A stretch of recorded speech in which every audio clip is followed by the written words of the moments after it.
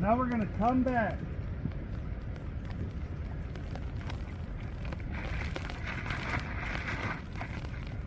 And again, this is the most primitive and the fastest way to do this.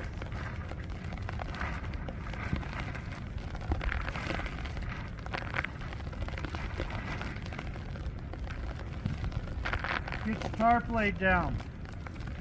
At least secure, because you have enough rope.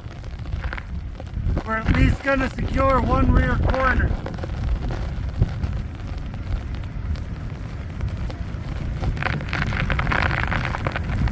Again, tie off that eyelet. Keep that tarp from moving on you.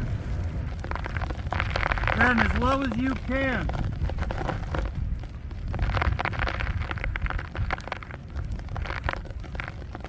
Just tie this off.